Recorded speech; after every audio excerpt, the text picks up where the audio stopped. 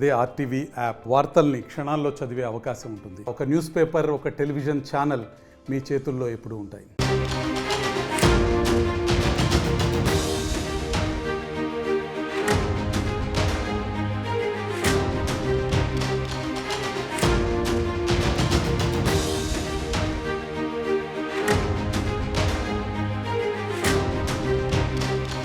Breaking news చూస్తున్నారు. ఆ breaking text ని మీకు చూపించే ప్రయత్నం చేస్తున్నాం. ఆంధ్రప్రదేశ్లో తెలుగుదేశం పార్టీ కూటమిగా బంపర్ మెజారిటీ సాధించింది. అయితే ఇప్పుడు అందరి చూపు మంత్రులు ఎవరు అనే దాని మీద. ఆ మంత్రులు ఎవరు అనే అంశానికి సంబంధించి ఈ రోజు మీకు చూపించే ప్రయత్నం చేస్తున్నాం. ఏపీ కేబినెట్ కూర్పుపై తీవ్ర చర్చ జరుగుతోంది. కొత్త మంత్రులు ఎవరు అనే దాని మీద ఆసక్తి నెలకొంది.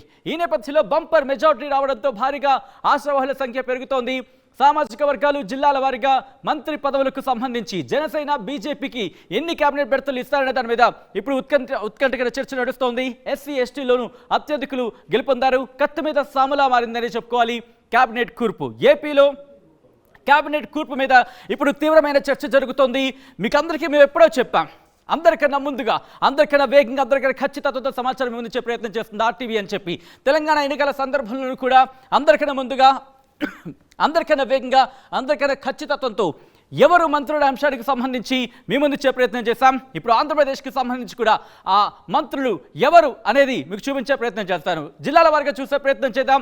ఒకసారి ఆ లిస్ట్ అనేది ఇప్పుడు మరికొద్దిసేపట్లో చూసే ప్రయత్నం చేద్దాం. Here it is. ఎస్, ముందుగా శ్రీకాకుళం నుంచి చూసుకుంటే ఇక్కడ దాదాపుగా ఇక్కడ 10 స్థానాలకు సంబంధించి మొత్తం శ్రీకాకుళం, విజయనగరం క్లీన్ స్వీప్ చేసిన సందర్భం చూస్తాం. అయితే ఇక్కడ కూన రవికుమార్, కాళింగ సామాజిక వర్గానికి సంబంధించి కూన రవికుమార్ను మంత్రివర్గంలో తీసుకునే అవకాశం కనిపిస్తోంది. అలాగే బీసీ సామాజిక వర్గం నుంచి అచ్చెన్నాయుడిని, టెక్కల నుంచి ఆయన గెలుపొందారు. అచ్చెన్నాయుడిని మంత్రివర్గంలోకి తీసుకునే అవకాశం ఉందనే చర్చ జోరుగా జరుగుతోంది. ఇది శ్రీకాకుళానికి సంబంధించి. ఇక విజయనగరం వెళ్దాం. విజయనగరం కూడా క్లీన్ స్వీప్ చేసిందనే చెప్పుకోవచ్చు. ఈ నేపథ్యంలో ఒకసారి ఇక్కడ కనుక మీరు గమనిస్తే చీపురుపాలెం నుంచి కళ వెంకట్రావు గెలుపొందారు. బీసీ సామాజిక వర్గానికి చెందిన నేత. ఈయనను మంత్రివర్గంలోకి తీసుకునే అవకాశం ఉన్నట్టుగా తెలుస్తోంది. అలాగే సాలూరు నుంచి గెలుపొందిన గుమ్మడి సంధ్యారాణి ఎస్టీ సామాజిక వర్గానికి చెందిన గుమ్మడి సంధ్యారాణిని కూడా కేబినెట్లోకి తీసుకునే అవకాశం ఉంది అనే చర్చ జరుగుతోంది. దీంతో పాటు విశాఖపట్నం వెళ్లే ప్రయత్నం చేద్దాం. ఇది విజయనగరానికి సంబంధించి. ఇక విశాఖపట్నం వెళ్దాం. విశాఖపట్నం నుంచి మీరు చూస్తే కనుక పాయకరావుపేట నుంచి గెలుపొందిన అనిత, ఎస్సీ సామాజిక వర్గానికి చెందిన అనితను ఇటు కేబినెట్లోకి తీసుకునే అవకాశం ఉందనే చర్చ జరుగుతోంది. అలాగే అనకాపల్లి నుంచి గెలుపొందిన కొనతాల రామకృష్ణ, బీసీ సామాజిక వర్గానికి చెందిన నేత. ఈయనను కేబినెట్లోకి తీసుకునే అవకాశం ఉంది అనే చర్చ జరుగుతోంది. ఇది విశాఖపట్నానికి సంబంధించి. ఇక విశాఖపట్నం నుంచి అలా ముందుకు వెళ్లే ప్రయత్నం చేద్దాం. విశాఖపట్నం తర్వాత తూర్పుగోదావరికి సంబంధించి ఇక్కడ పిఠాపురం నుంచి పవన్ కళ్యాణ్, కాపు సామాజిక వర్గానికి చెందిన నేత, జనసేనాని పవన్ కళ్యాణ్ని కేబినెట్లోకి తీసుకునే అవకాశం ఉందనే చర్చ చాలా విస్తృతంగా జరుగుతోంది. అలాగే రాజమండ్రి రూరల్ నుంచి కమ్మ సామాజిక వర్గానికి చెందిన బుచ్చయ్య చౌదరిని ఇటు కేబినెట్లోకి తీసుకునే అవకాశం ఉంది అనే చర్చ జరుగుతోంది. ఇక్కడ నుంచి వెస్ట్ గోదావరికి వెళ్లే ప్రయత్నం చేద్దాం. ఈస్ట్ గోదావరికి సంబంధించి చూసాం. ఒకసారి వెస్ట్ గోదావరి వెళ్దాం. వెస్ట్ గోదావరి నుంచి మీరు చూస్తే కనుక పాలకుల నుంచి గెలుపొందిన కాపు సామాజిక వర్గానికి చెందిన నిమ్మల రామానాయుడిని కేబినెట్లోకి తీసుకునే అవకాశం ఉంది అనే చర్చ జరుగుతోంది. దాంతోపాటు ఉండి నుంచి గెలుపొందిన క్షత్రియ సామాజిక వర్గానికి చెందిన రఘురామకృష్ణరాజుని కేబినెట్లోకి తీసుకునే అవకాశం ఉంది అనే చర్చ కూడా జరుగుతోంది. ఇక పశ్చిమ గోదావరి సంగతి చూసాం. కృష్ణకు వెళ్లే ప్రయత్నం చేద్దాం. కృష్ణాలో ఇక్కడ మచిలీపట్నం నుంచి గెలుపొందిన బీసీ సామాజిక వర్గానికి చెందిన కొల్లు రవీంద్రను కేబినెట్లోకి తీసుకునే అవకాశం ఉంది అనే చర్చ జోరందుకుంది. దాంతోపాటు జగ్గయ్యపేట నుంచి వైశ్య సామాజిక వర్గానికి చెందిన శ్రీరామ్ తాతయ్యను కేబినెట్లోకి తీసుకునే అవకాశం ఉంది అనే చర్చ జరుగుతోంది. ఇక్కడి నుంచి కృష్ణా నుంచి గుంటూరు వెళ్దాం.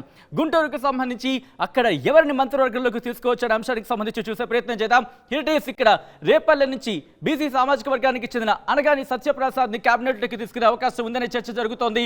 అలాగే నక్కా ఆనంద్ బాబు, ఎస్సీ సామాజిక వర్గానికి చెందిన వేమూరు నుంచి గెలుపొందిన నక్కా ఆనందబాబును ఇక్కడ కేబినెట్లోకి తీసుకునే అవకాశం ఉంది అనే చర్చ జరుగుతోంది. అలాగే తెనాలి నుంచి కమ్మ సామాజిక వర్గానికి చెందిన నాదెండ్ల మనోహర్ను ఇటు కేబినెట్లోకి తీసుకునే అవకాశం ఉంది అనే చర్చ జరుగుతోంది. నెక్స్ట్ గుంటూరు నుంచి ప్రకాశం వెళ్లే ప్రయత్నం చేద్దాం.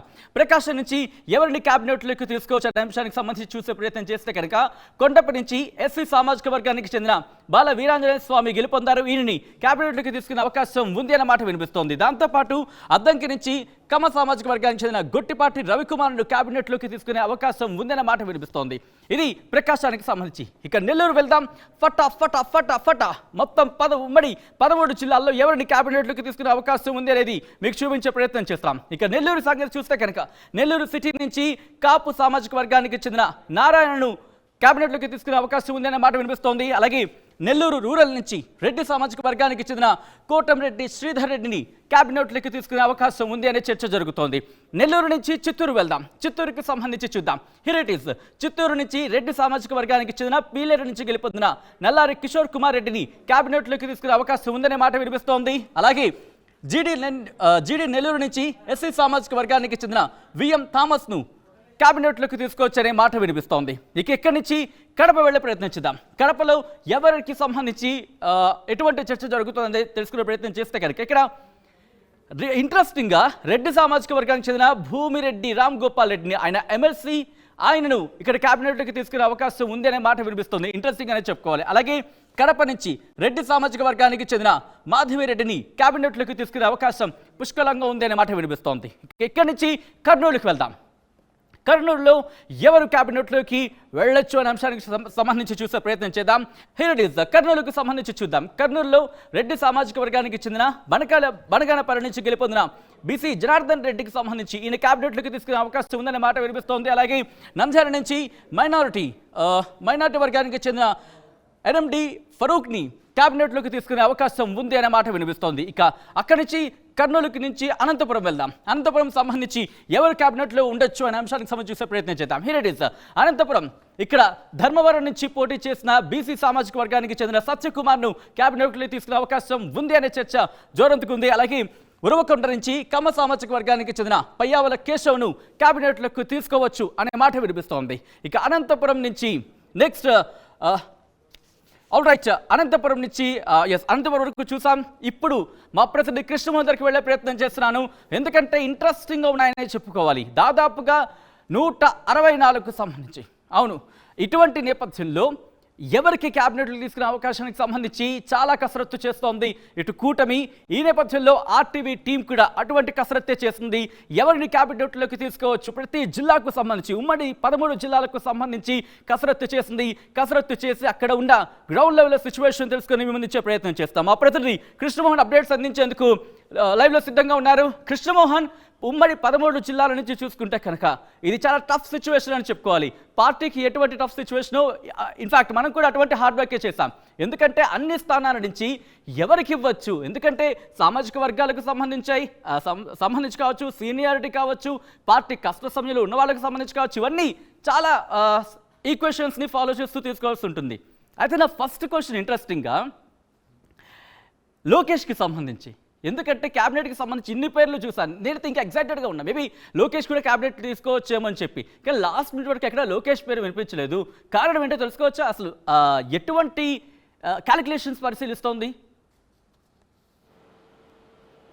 ఎస్ సచిన్, డెఫినెట్గా ఈ మంత్రివర్గ కూర్పులో లోకేష్ పేరు లేకపోవడం మాత్రం కాస్త విస్తుపోయే నిజంగా లోకేష్ అభిమానులకి కొంత ఇబ్బంది కలిగే పరిస్థితి కూడా.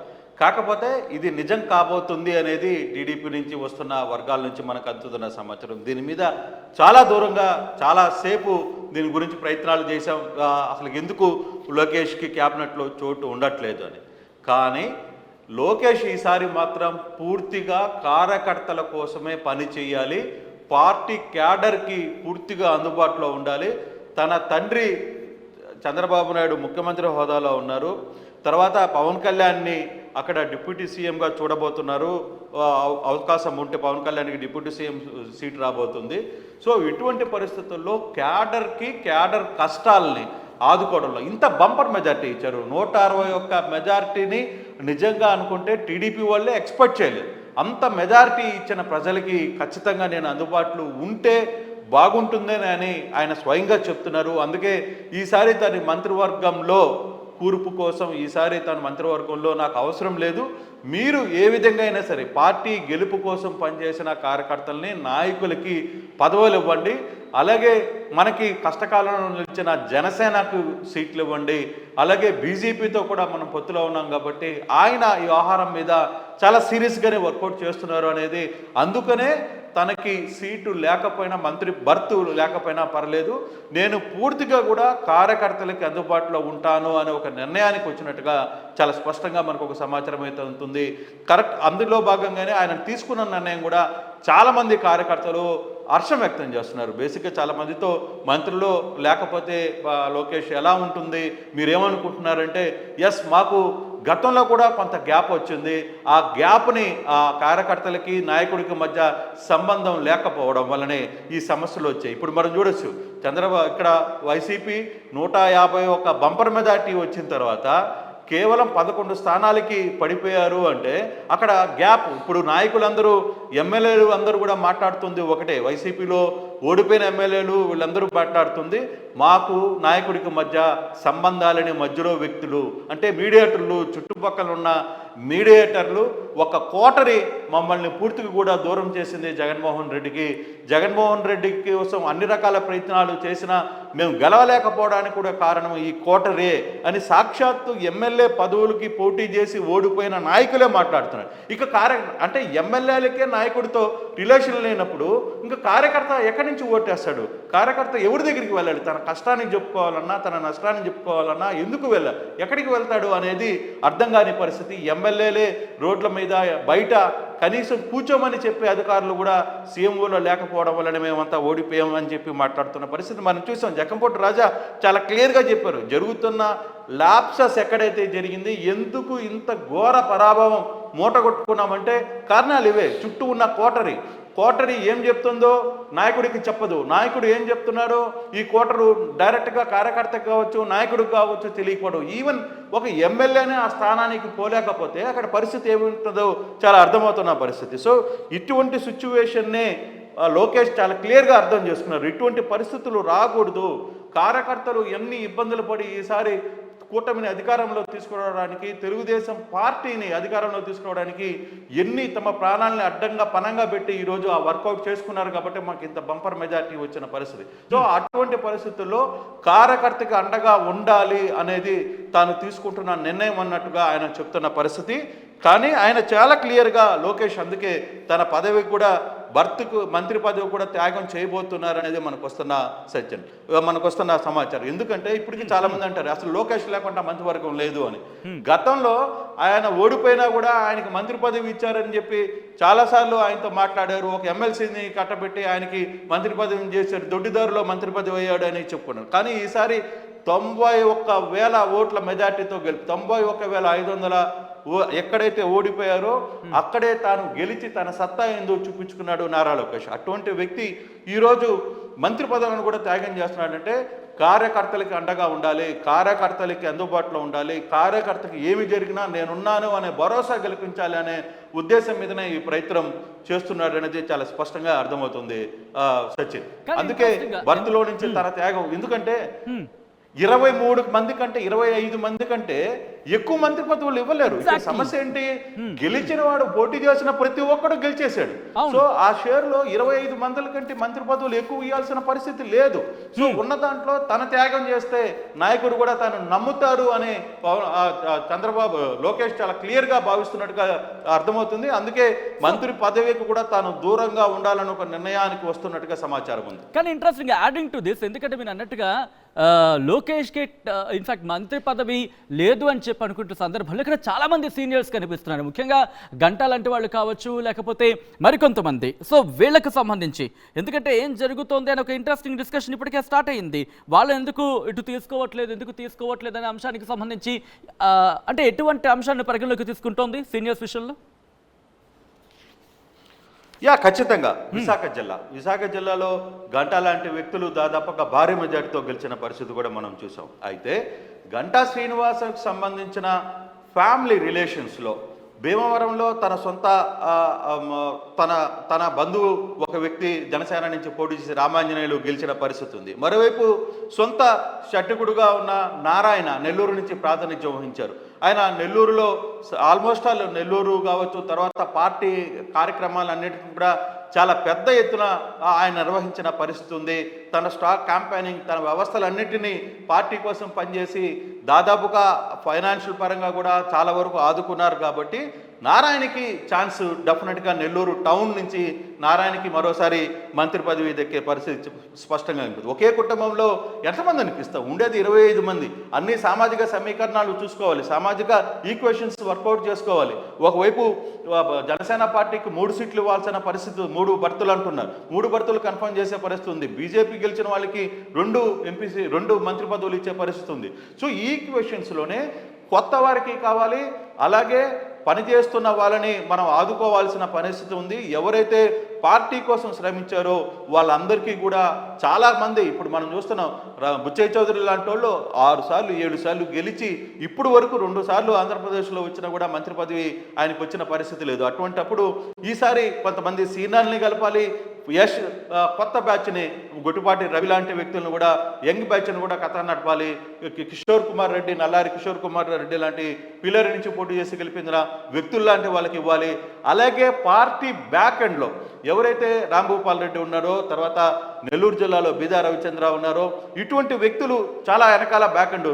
అలాగే మాజీ ఎమ్మెల్సీ సూర్యనారాయణ రాజు ఉన్నారు, తర్వాత రాజు, ఇటువంటి వీళ్ళందరూ కూడా బ్యాక్ ఎండ్లో చాలా ఇబ్బందులు పడి పార్టీ కోసం అభ్యర్థుల ఎంపిక విషయంలో కావచ్చు, అభ్యర్థుల మధ్య సయోధ్య చేకూర్చడంలో కావచ్చు, ఇట్లా మూడు ప్రాంతాలకు సంబంధించిన వ్యక్తులు, వీళ్ళందరూ చాలా ఎక్కువ స్థాయిలో వెనకాల బ్యాక్గ్రౌండ్ నుండి శ్రమించిన వ్యక్తులు, వాళ్ళందరికీ కూడా గుర్తింపు ఉంటుంది ఖచ్చితంగా. అయితే ఇప్పుడు మొన్నే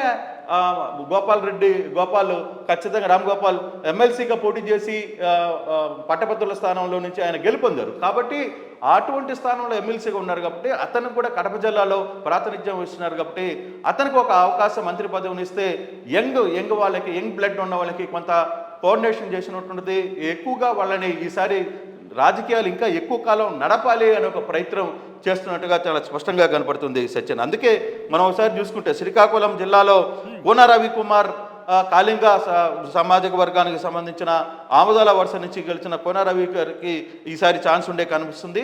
ఇక్కడ అచ్చెన్నాయుడు, ఈయన సీనియర్ నేత, చాలా జైలుకి వెళ్ళి వచ్చిన పరిస్థితి వీళ్ళిద్దరికి. అయితే ఇక్కడ అచ్చెన్నాయుడుకు ఒక చిన్న ప్రమాదం అయితే ఉంది, కానీ ఆయన బర్త్ కన్ఫర్మ్. కానీ దీంట్లో ఒకవేళ రామ్మోహన్ నాయుడికి ఎంపీ కోటాలో కేంద్రంలో కానీ మంత్రి కానీ ఇస్తే, కేంద్రంలో అక్కడ కానీ తెలుగుదేశం తరఫున కానీ ఎంపీగా గెలుపొందారు కాబట్టి ఆయనకు కానీ 2 సార్లు గెలిచారు కాబట్టి అతను కానీ మంత్రి పదవి కానీ ఇస్తే మాత్రం ఇక్కడ కొంచెం అచ్చెన్నాయుడిని ఏ విధంగా అకామిడేట్ చేస్తారా అనేది కూడా ఆలోచించాల్సిన పరిస్థితి అయితే. కానీ బర్త్ విషయంలో ఆయనకి ఇది ఒక్క చిన్న గండం మాత్రమే పొంచున్న పరిస్థితి అయితే చాలా స్పష్టంగా కనపడుతుంది. ఇంకా విజయనగరం జిల్లాకు వస్తే కళా వెంకట్రావు సీనియర్ మంత్రి అయితే ఈసారి అతన్ని చీపురుపల్లి మీద ఎవరు పోటీ చేయడానికి సిద్ధపడిన సమయంలో ఇతన్ని పంపించి అక్కడి నుంచి బొత్స సత్యనారాయణ లాంటి ఒక మంత్రి విజయనగరం జిల్లా మొత్తం కూడా తన చేతిలో ఉందని చెప్పుకునే ఒకటి బొత్స సత్యనారాయణ లాంటి ఒక సీనియర్ నేతని ఆల్రెడీ మనం ముందుగానే చెప్పాం. రవిప్రకాష్ గారు తను ఇచ్చిన సేవలు చాలా క్లియర్గా ఒకటే మాట చెప్పారు, బొత్స సత్యనారాయణ కూడా చాలా తక్కువ మెజార్టీతో ఆయన అంటే కళా వెంకట్రావు అంతా అక్కడ ఎఫెక్ట్స్ పెట్టి బొత్స సత్యనారాయణని ఓడగొట్టారు. ఈసారి బొత్స సత్యనారాయణకి ఓటమి లేని బొత్స సత్యనారాయణకి ఓటమి రుచి ఏందో చూపించిన నేపథ్యంలో కళా వెంకట్రావు కూడా కొంత ఛాన్స్ ఉండే పరిస్థితి అయితే ఉంది.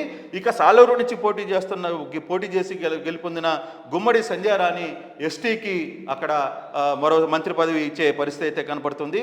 ఇక విశాఖ జిల్లాలో అనిత, పాకిరావుపేట నుంచి పోటీ చేసిన అనిత ఎంత కష్టపడిందో తెలుసు. ప్రజలు చాలా వరకు ఆమె మీద ట్రోలింగ్స్ కావచ్చు, ఆమె మీద కేసులు కావచ్చు, తర్వాత వైసీపీ మహిళా నేతలు కావచ్చు, అక్కడ ఉన్న నేతలు ఆమె గురించి మాట్లాడిన తీరు కావచ్చు, ఇవన్నీ తట్టుకుని మహిళా అధ్యక్షురాలుగా ఆమె పార్టీ కోసం సేవలు, ఆమె చేసిన సేవల్ని గుర్తించినట్టుగానే కొంత సమాచారం అయితే ఉంటుంది. అందుకోసం అక్కడ అనితకి బర్త్ కన్ఫర్మ్ అవుతుంది.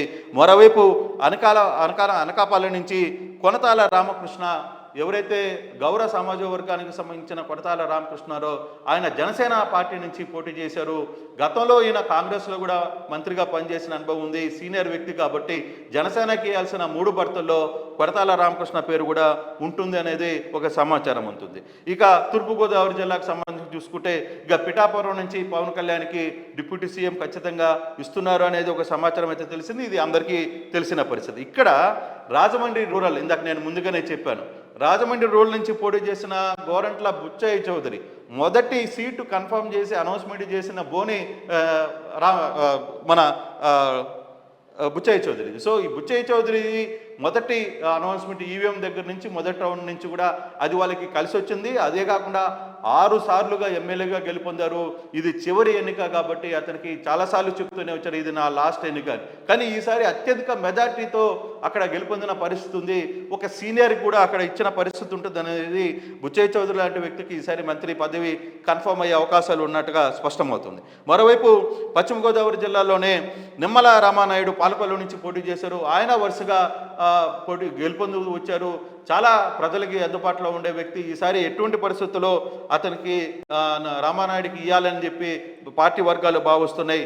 మరోవైపు రఘురామకృష్ణరాజు ఉండి నుంచి, అంటే తెలుగుదేశం అసలుకి ఊపిరికి తాగడానికి త్రిపులార్ ఎట్లా చేశాడు అనేది, అంటే వైసీపీలో ఎంపీగా గెలుపొంది, నర్సరాపేట ఎంపీగా గెలుపొంది, మళ్ళీ అక్కడ ఇమ్మీడియట్గా అక్కడి నుంచి ఏదైతే ఒక అంటే జైలుకి వెళ్ళి దెబ్బలు తిని చాలా ఇబ్బందులు పడి అతను వైసీపీ మీద మొట్టమొదటిగా గలం ఇప్పి తర్వాత వైసీపీలో జరుగుతున్న వ్యవహారాలన్నీ బయటపెట్టి తెలుగుదేశంలో చేరి చివరికి అతనికి ఎంపీ సీటు కూడా రాకపోతే ఉండి నుంచి పోటీ చేసి అక్కడ అత్యంత మెజార్టీతో గెలుపొందిన త్రిపురాకు కూడా ఈసారి బర్త్ కన్ఫర్మ్ అని చెప్పి చెప్తున్నారు. అయితే మొదటి నుంచి బర్త్ కాల గవర్నమెంట్ కానీ వస్తే అతనికి స్పీకర్ పదవి ఇచ్చే అవకాశాలు ఉన్నప్పుడు, కానీ ఆ విషయంలో మాత్రం చాలాసార్లు క్లియర్గా ఆయన ఒకటే మాట చెప్పారు. మనతో కూడా మాట్లాడుతూ స్పీకర్ పదవి నేను చేయలేను, ఖచ్చితంగా అవసరమైతే మంత్రిగా అవకాశం ఇస్తే మాత్రం తన సేవల్ని ఖచ్చితంగా నేను బాధ్యతగా నిర్వహిస్తానని చెప్పిన పరిస్థితుల్లో సో ఆ కోటలో రఘురామకృష్ణరాజుకి ఉండి నుంచి వచ్చే పరిస్థితి స్పష్టంగా కనపడుతుంది. ఇక కృష్ణా జిల్లా నుంచి కూడా చూసుకుంటే బీసీ సామాజిక వర్గానికి సంబంధించిన కొల్లు రవీంద్రను కూడా జైలుకి పంపించి చాలా ఇబ్బందులకు గురి చేసిన పరిస్థితి ఉంది. అతనికి సీటు కన్ఫర్మ్ అయ్యే పరిస్థితి కనపడుతుంది. అలాగే జగ్గయ్యపేట నుంచి వైశ్య సామాజిక వర్గానికి సంబంధించిన శ్రీరామ్ తాతయ్యకి కూడా బర్తు కల్పించే అవకాశం చాలా స్పష్టంగా కనపడుతుంది. అలాగే గుంటూరు జిల్లా నుంచి అనగాని సత్యప్రసాద్ ఎవరైతే రేపల్లె నియోజకవర్గం నుంచి బీసీ సామాజిక వర్గం నుంచి గెలుపొందారో ఈయన కూడా చాలా కాలంగా పార్టీకి సేవలు చేశారు. అలాగే అక్కడ ఎస్సీ మాలా సామాజిక సంబంధించిన వేమూరు నుంచి పోటీ చేసిన నక్క ఆనందబాబుకి ఛాన్స్ ఉంది. ఇక అలాగే దీంట్లో ఇంకొకటి ఏంటంటే నాదెండ్ల మనోహర్, ఖచ్చితంగా నాదెండ్ల మనోహర్ జనసేన గ్రూప్లో మొత్తం పార్టీ కార్యక్రమాలని జనసేనను తెలుగుదేశాన్ని దగ్గరుండి నడిపించిన వ్యక్తుల్లో నాదెండ్ల మనోహర్ కూడా ఒకరు కాబట్టి ఖచ్చితంగా అతనికి ప్రయారిటీ ఇచ్చే పరిస్థితి. అందులో అతను కమ్మ సామాజిక వర్గానికి సంబంధించిన వ్యక్తిగా ఉన్నారు కాబట్టి ఆయనకు కూడా బర్తు అవకాశం ఉంది అనేది చెప్తున్నారు.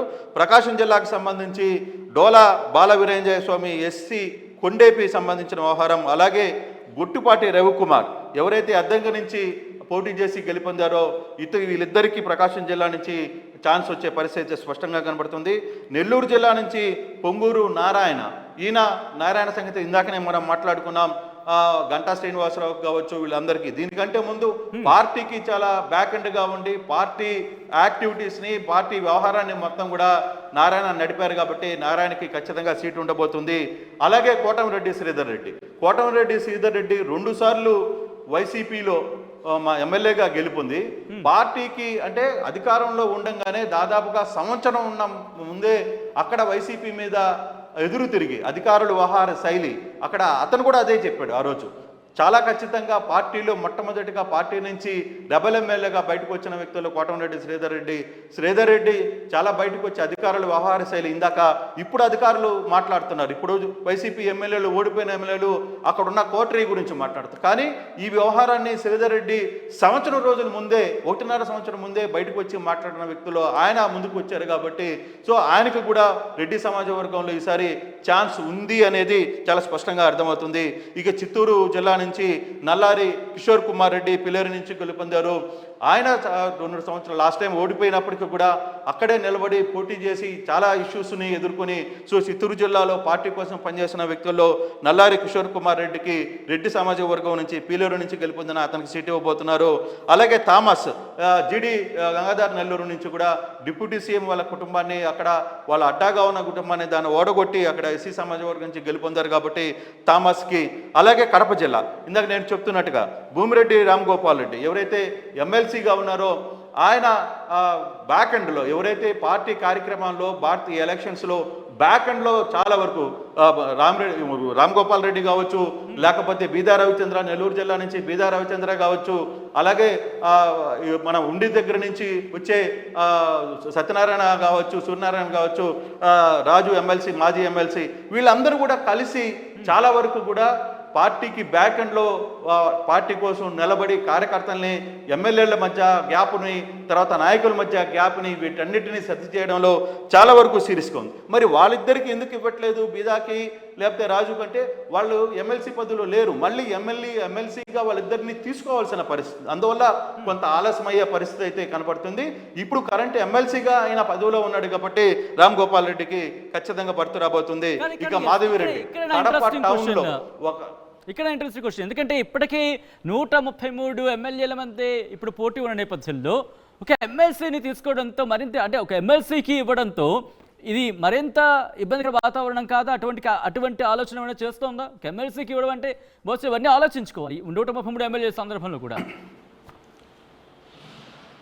ఖచ్చితంగా ఉంటుంది. డెఫినెట్గా ఈ క్వశ్చన్ రైజ్ అవుద్ది, మేము ఇంతమంది గెలిచాం కదా మరి మీరెందుకు ఇది చేయలేదని. కానీ దీని వెనకాల కథ నడిపినప్పుడు మొట్టమొదటిగా ఎమ్మెల్సీ ఎన్నికలు కూడా పోటీ చేసిన సందర్భంలో అంటే పూర్తిగా అధికారంలో ఉన్నప్పుడు వైసీపీ హవా రాష్ట్రం మొత్తం మీద నడుస్తున్న టైంలోనే అక్కడ అనంతపురం జిల్లా అంటే చిత్తూరు, కడప, అనంతపురం ఈ మూడు నియోజకవర్గాలకు సంబంధించి ఎన్నికల్లో ఎమ్మెల్సీ ఎన్నికల్లో ఇతను తెలుగుదేశం పార్టీ తరఫున పోటీ చేసి అక్కడ వైసీపీని ఓడించిన వ్యక్తి. సో అంటే నీకు పార్టీకి ఎక్కడ ఉపయోగపడ్డారు, ఏ టైంలో పార్టీకి బూస్టప్ ఇచ్చారు, ఏ విధంగా వీళ్ళు వర్కౌట్ చేశారనే అంశాన్ని మనం మర్చిపోకూడదు. ఎస్, నేను ఆ విషయంలోనే అతను ఎమ్మెల్సీగా గెలుపొందాడు కాబట్టి అతనికి అక్కడ ఇచ్చే ఛాన్స్ కడప జిల్లా నుంచి చాలా వరకు పోరాటం చేసిన వ్యక్తుల్లో ఇతను కూడా మొదటి నుంచి ఉన్నాడు. పార్టీలో కార్యకర్తగా ఎదిగిన వ్యక్తి ఎమ్మెల్సీగా ఎదిగాడు, ఇతనికి అవకాశం ఇవ్వాలి అనేది. అందులో యంగ్ కొత్త కూటమిని లోకేష్ లాంటి వ్యక్తులు కొత్త తీసుకోవాలనుకున్న ప్రయత్నంలో భాగంగా ఖచ్చితంగా ఇతనికి ఎమ్మెల్సీ కడప నుంచి మంత్రి పదవి వస్తుందనేది ఒక సమాచారం ఉంది. అలాగే మాధవిరెడ్డి కడప జిల్లాలో కడప టౌన్ నియోజకవర్గం నుంచి ఒకవైపు డిప్యూటీ సీఎంని ఓడగొట్టి తన చరిష్మాతో తమ మాట తీరు లేకపోతే తన ధైర్యంతో కడప ప్రజలకి దగ్గరైంది. అక్కడ కూడా భారీ మెజారిటీతో ఆమె గెలుపొందిన పరిస్థితి. సో అటువంటి పరిస్థితుల్లో మాధవి రెడ్డికి బేసిక్గా తనకు అంటే లేడీ కూడా కావడం, అందులో రెడ్డి కూడా కావడం, కొంత ఆ కడప జిల్లాకి అటువంటి వాళ్ళు అవసరం, కొంచెం గట్టిగా మాట్లాడే వాళ్ళు, క్యాడర్ని నిలబెట్టుకునే వాళ్ళు అవసరం కాబట్టి పార్టీ కూడా వ్యూహాత్మకంగా ఈ ప్రయత్నం చేస్తుందని ఒక సమాచారం ఉంది. లేదు అక్కడ సీనియర్స్ లేరా? ఎస్ ఉన్నారు. వరదరాజు రెడ్డి లాంటి వ్యక్తులు ఉన్నారు, పొద్దుటూరు నుంచి 6 సార్లు గెలిపొందిన వ్యక్తులు ఉన్నారు.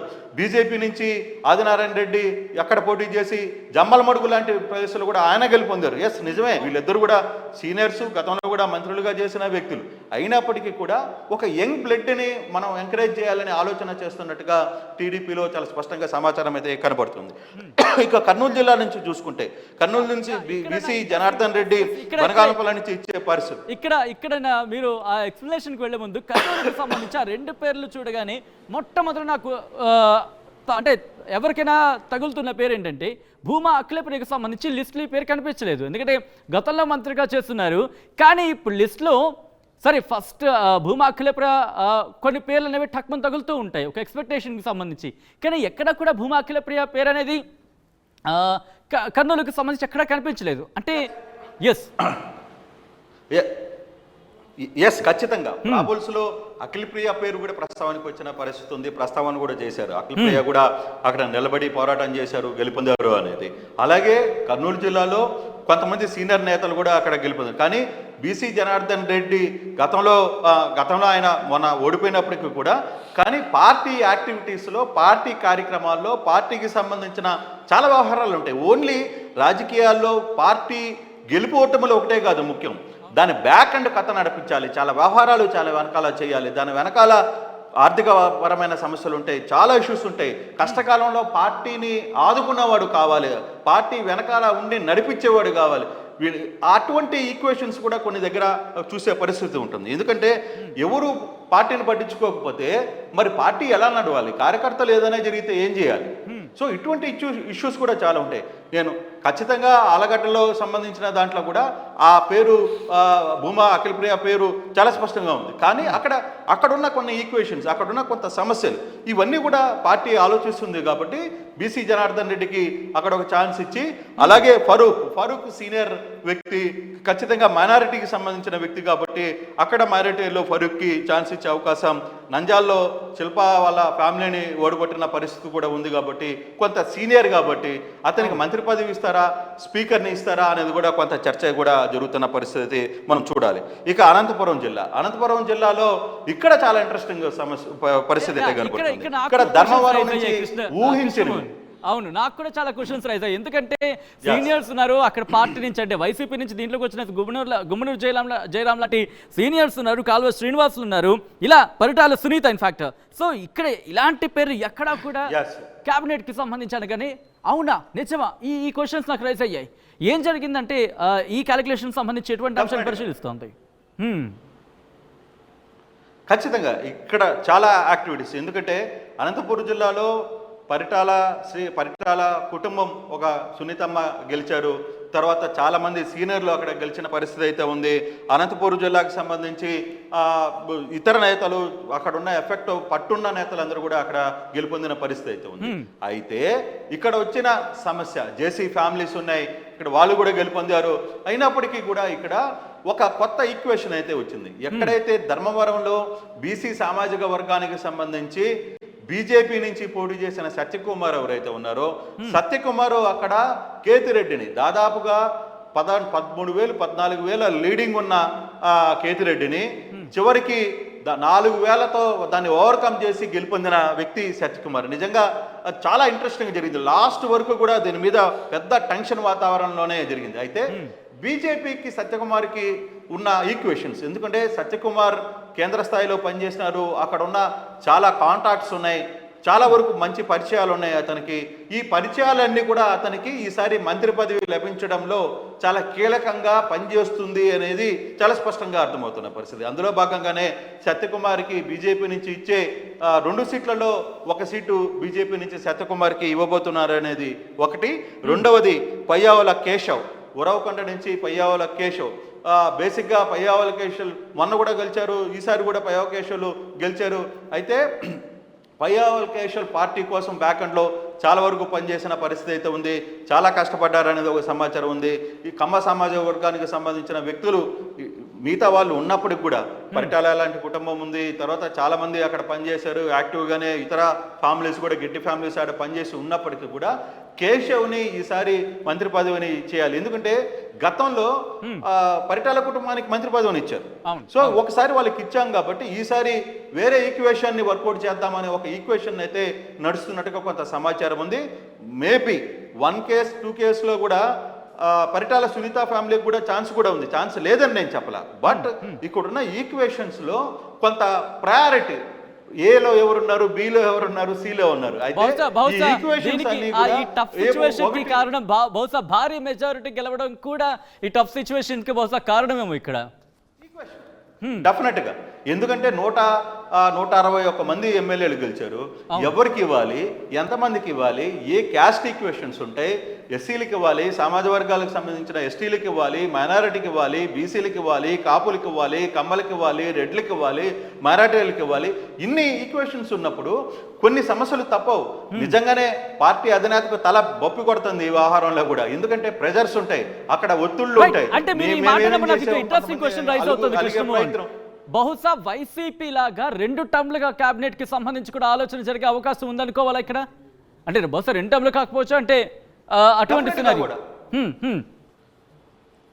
డెఫినెట్ గా కూడా ఉంది, ఛాన్స్ ఉంది. ఎందుకంటే ఇంతమంది వచ్చినప్పుడు అందరికీ అవకాశం, మంత్రి పదవి ఇవ్వాలి, అందరికీ మంత్రిగా చూడాలనే కోరిక కూడా ఉంది.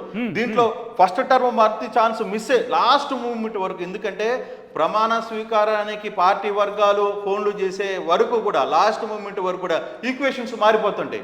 అప్పటికప్పుడు అక్కడ 4 రెడ్డిలు ఇచ్చేసే మొత్తం 4 రెడ్లు అయ్యారు, లేదు కాపులు 3 ముగ్గురు అయ్యారు, వీళ్ళని కొంత పెంచుతామా, ఈక్వేషన్ సామాజిక వర్గాల ఈక్వేషన్ ఎప్పటికప్పుడు మారుతున్న పరిస్థితుల్లో ప్రాబల్స్ లో ఇప్పుడున్న ప్రాబల్స్ లో ఈ పేర్లు అయితే చాలా స్పష్టంగా వినపడుతున్నాయి.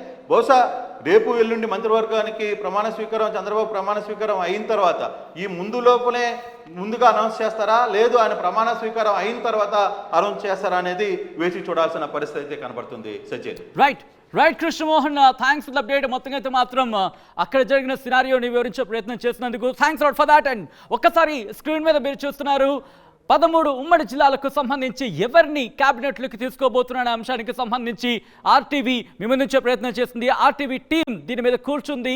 ముఖ్యంగా 164 స్థానాలు. రిమెంబర్ దట్, ఎందుకంటే అంత బిగ్గెస్ట్ నెంబర్లో కూడా ఈ నెంబర్ని సార్ట్అవుట్ చేయడం అంటే కనుక ఎంత కత్తమైన సాము లాంటి వరకు అది మీ ముందుంచే ప్రయత్నం చేస్తుంది. ఒక్కసారి మీరు చూడొచ్చు, ఇది 2019కి సంబంధించి మొత్తం అంతా ఒక నీలి సముద్రాన్ని తలపించింది ఆంధ్రప్రదేశ్ అనే చెప్పుకోవాలి. ఇప్పుడు మీరు చూస్తే కనుక పూర్తిగా ఇక్కడ ఎటువంటి సినారియో ఉందో దానికి క్వైట్ ఆపోజిట్గానే చెప్పుకోవచ్చు. పూర్తిగా పసుపు రంగు ఇక్కడ మనకు కనిపిస్తుంది. పూర్తిగా ఎల్లో అంటే పూర్తిగా పసుపు మయమైందనే చెప్పుకోవచ్చు. దాదాపుగా అక్కడక్కడ చూస్తే చేంజెస్ మనకు కనిపిస్తున్నాయి. సో ఇటువంటి సినారియోలు ఒకసారి 2014లో మీరు చూస్తే కనుక 2019కి సంబంధించి 2019లో వైసీపీ 151 సీట్లను సాధించింది. అప్పుడు తెలుగుదేశం పార్టీ 23 సీట్లకు పరిమితమైంది, జనసేన 1 సీటుకి పరిమితమైంది. సో ఇటువంటి సినారియో. అదే 2024 రాబోతుకి ఒక్కసారి మీరు చూడొచ్చు మొత్తం ఎట్లా క్వైట్ కాంట్రాస్ట్గా మారిందో సిచ్యువేషన్. తెలుగుదేశం పార్టీ 135 స్థానాలని సంపాదించుకుంది, జనసేన 21, బీజేపీ 8 స్థానాలని దక్కించుకున్న పరిస్థితి. ఇక్కడ కూటమికి సంబంధించి మనం చూసాం, దాదాపుగా కాదు 164 స్థానాలే దక్కించుకుంది కూటమి. ఇక్కడ వైసీపీ కేవలం 11 స్థానాలకే పరిమితమైంది, కాంగ్రెస్ అసలు సత్తా చాటలేకపోయిందని చెప్పుకోవచ్చు. సో ఇది ఇటువంటి సినారియోలు.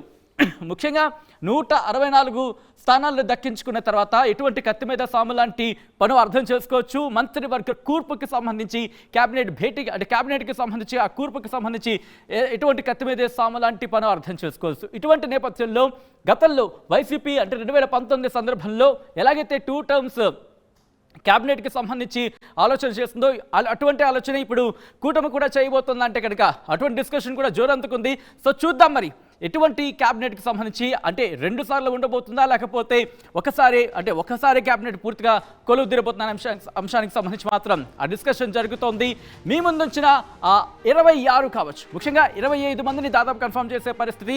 అయితే 26కు సంబంధించి కావచ్చు ప్రస్తుతం జోరుగా చర్చ జరుగుతోంది. ఎంతమందిని క్యాబినెట్లోకి తీసుకుంటారనే అంశానికి సంబంధించి మాత్రం ఇంకా ఇంట్రెస్టింగ్ డిస్కషన్ అయితే జరుగుతుంది. కానీ మేము మీ ముందుంచిన లిస్ట్ ఏదైతే ఉందో అదే దాదాపుగా ఖరారయ్యే అవకాశం స్పష్టంగా కనిపిస్తుంది. ఎందుకంటే గ్రౌండ్ లెవెల్లో అటువంటి సినారియో ఉంది. ఇప్పుడే విడుదలైన ఐఐటి జేఈ అడ్వాన్స్డ్ 2024 ఫలితాల్లో ఆల్ ఇండియా ఫస్ట్ ర్యాంక్ తో పాటు ఆల్ ఇండియా ఓపెన్ కేటగిరీలో 4th rank, 5th rank, 6th rank, 9th rank, 10th rank, top 10 లోపు 5 ర్యాంకులు ఒక్క శ్రీ చైతన్యవే. తెలుగు రాష్ట్రాల నుండి అత్యధిక ర్యాంకులు శ్రీ చైతన్యకు తప్ప మరెవ్వరికీ లేనే లేవు. ఇక ఐఐటికి బ్రాండ్ శ్రీ చైతన్యనే.